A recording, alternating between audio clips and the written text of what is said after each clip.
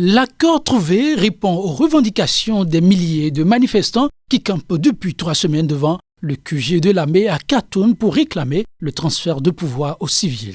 Désormais, ils attendent l'instauration effective du conseil conjoint annoncé samedi avant de décider du sort d'un nouveau sit-in en perspective. Selon nombre de militants, le conseil sera formé de 15 membres, 8 civils et 7 généraux. Ce conseil, qui remplacera le conseil militaire, constituera l'autorité suprême du pays et sera chargé de former un nouveau gouvernement civil de transition pour gérer les affaires courantes et ouvrir la voie aux premières élections post-Béchija. Dimanche, les chefs de l'Alliance pour la liberté et le changement, ALC, qui réunit les partis politiques et groupes de la société civile à la tête de la contestation, se sont réunis pour examiner les résultats des négociations avec les militaires. Pour beaucoup, l'accord obtenu représente une avancée notable dans la crise qui faisait craindre un dérapage dans ce pays pauvre de la Corne de l'Afrique où les militaires ne voulaient rien céder en dépit des appels locaux et internationaux pour lâcher de l'Est. Tous attendent désormais de découvrir la réelle composition du Conseil. Des combats se déroulent depuis plus de 3 semaines au sud de la capitale libyenne entre les forces loyales au gouvernement d'union nationale reconnu par la communauté internationale et celles du maréchal Khalifa Haftar, l'homme fort de l'Est du pays qui a lancé le 4 avril une offensive pour conquérir la ville. Of course, it's very difficult to be optimistic. Bien sûr, il est très difficile d'être optimiste et c'est pourquoi nous continuons à appeler au respect des civils, nous continuons à appeler à des pauses humanitaires, mais nous continuons surtout à espérer que la situation peut revenir à un règlement plus pacifique de la crise.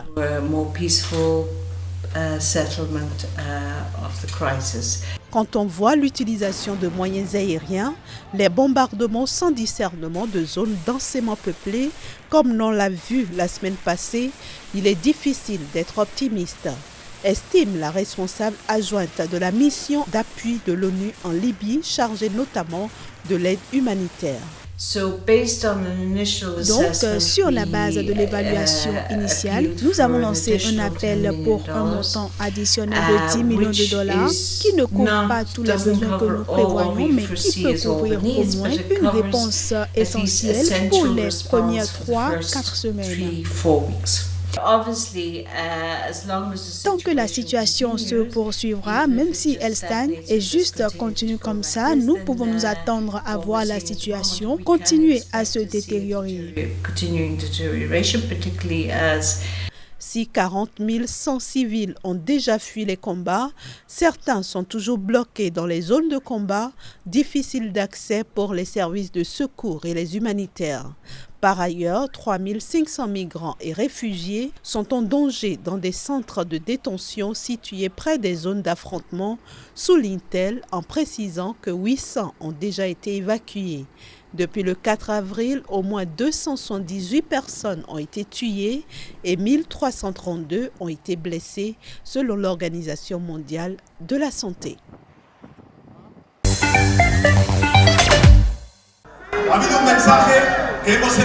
Nous avons envoyé un message de ce que nous ne voulons pas.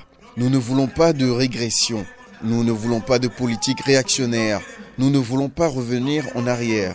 Nous voulons un pays qui va de l'avant, qui regarde vers l'avenir, qui conquiert plus de droits et de libertés.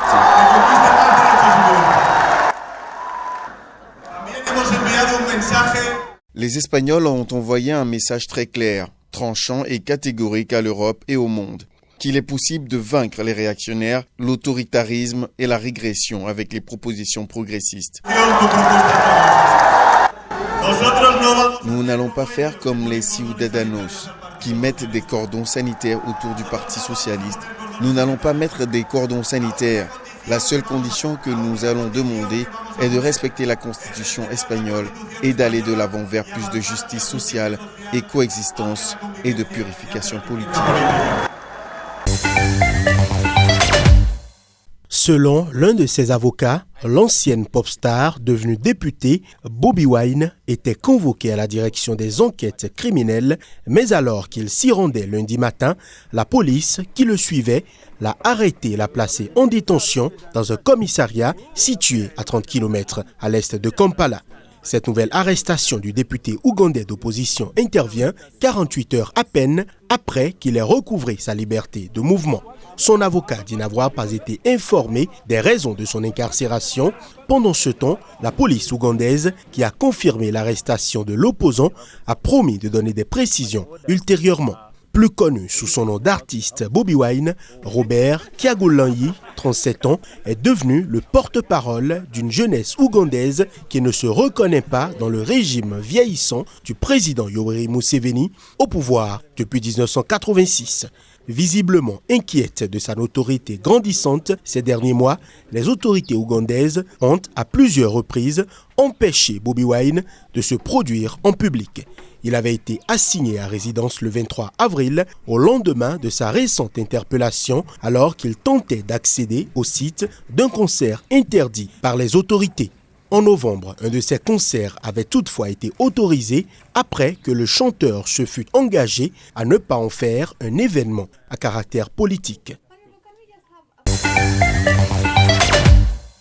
Les leaders de la contestation au Soudan et les militaires au pouvoir ont tenu de nouvelles discussions lundi sur la composition d'un conseil conjoint qui inclurait des représentants de l'armée et des civils et prendrait la tête du pays, exprimant l'espoir qu'un accord sera prochainement trouvé sur la forme définitive de cet organe qui doit remplacer le conseil militaire.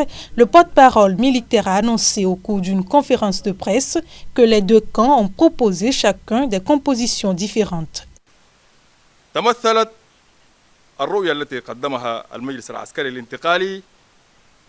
Le Conseil militaire de transition a présenté sa vision d'un conseil conjoint composé de 10 membres, soit 7 militaires et 10 civils. Entre-temps, le Comité de l'Alliance pour la liberté et le changement a présenté sa vision d'un conseil conjoint de 8 civils et 7 militaires.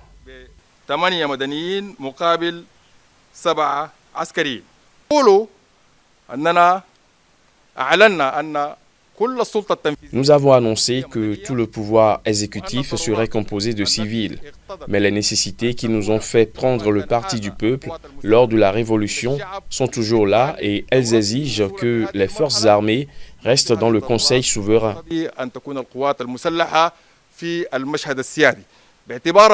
Les deux camps ont convenu d'examiner les propositions présentées lors de leur rencontre de lundi qui s'est tenue au palais présidentiel à Khartoum. Ces nouvelles discussions sont intervenues 2 jours après l'annonce d'un accord entre les deux camps sur la création d'une autorité comprenant civils et militaires.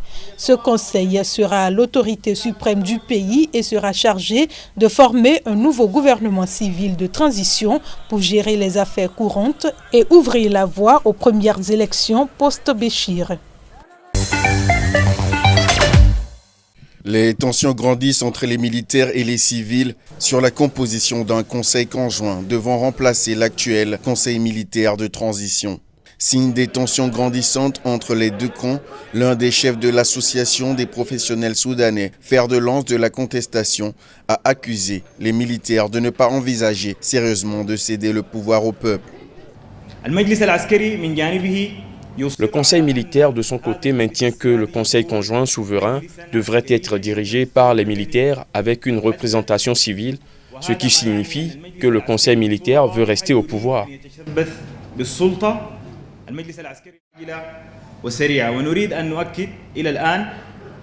Nous tenons à souligner que nous estimons qu'après tout ce qu'a fait l'armée jusqu'à présent, elle n'envisage pas sérieusement de céder le pouvoir au peuple.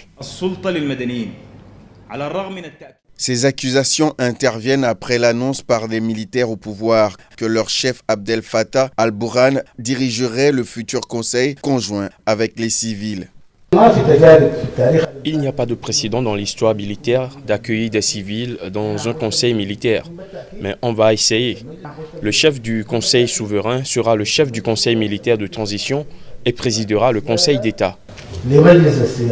Le principal groupe de la contestation au Soudan a appelé à une marche d'1 million de manifestants le 2 mai, après l'annonce. Objet de 2 désaccords entre les contestataires et l'armée, ce conseil conjoint est censé remplacer le conseil militaire de transition qui a succédé au président Omar el-Béchir, destitué par l'armée le 11 avril. Les relations se sont d'autant plus tendues mardi que les militaires ont annoncé la mort de 6 membres des forces de sécurité tués dans les heurts avec les manifestants. Les contestataires accusent les militaires d'avoir tenté de disperser le sit-in qui se tient depuis le 6 avril devant le QG de l'armée à Khartoum, ce qu'ils ont nié, réaffirmant qu'ils n'utiliseront pas la violence contre les manifestants. Les autorités indiennes se préparent pour le passage de Fani, un cyclone tropical localisé dans le golfe de Bengale.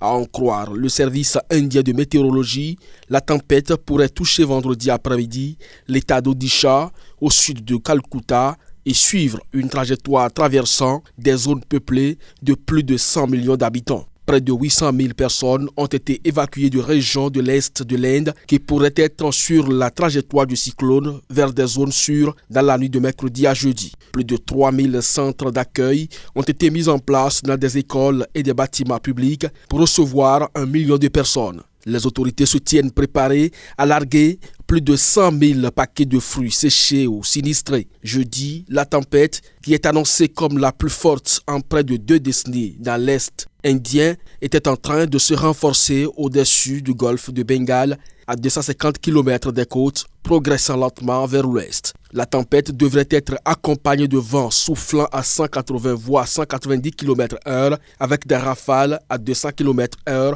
ce qui ferait l'équivalent d'un ouragan de catégorie 3 à 4. Plus d'une centaine de trains ont été annulés ces dernières 48 heures, mais 3 trains spéciaux effectuent des voyages pour évacuer pèlerins et touristes. Il faut dire que l'Est et le Sud-Est de l'Inde sont régulièrement frappés par des tempêtes tropicales entre avril et décembre. En 2017, 250 personnes avaient été tuées lors du passage du cyclone Oki dans le Tamil Nadu et le Kerala. Des centaines de Vénézuéliens à Madrid ont manifesté mercredi en soutien à la tentative de renversement du président Nicolás Maduro, lancée la veille par l'opposant politique Juan Guaidó et un groupe de militaires à Caracas. Mardi, les Vénézuéliens avaient déjà investi la Puerta del Sol en écho aux manifestations à Caracas de milliers de leurs compatriotes après l'appel au soulèvement lancé par Juan Guaidó, reconnu président par intérim par une cinquantaine de pays, dont l'Espagne. Certains manifestants qui ont exprimé leur peur de la situation au Venezuela disent soutenir leur peuple, leurs familles et leurs amis qui manifestent à Caracas. D'autres Vénézuéliens vivant à Madrid donnent de la voix pour réclamer la fin de l'usurpation et des élections libres dans le pays où ils espèrent retourner un jour en paix. Pendant ce temps, l'ancien maire de Caracas, Antonio Ledzema, l'un des leaders de l'opposition à Nicolás Maduro, présent à Madrid, a applaudi la solidarité du gouvernement espagnol, permettant à Leopoldo López, autre figure de l'opposition, et sa famille de s'abriter dans la résidence de l'ambassadeur espagnol à Caracas. Leopoldo López avait été libéré mardi par des militaires alliés à Guaidó, alors qu'il se trouvait assigné à résidence à Caracas depuis 2017.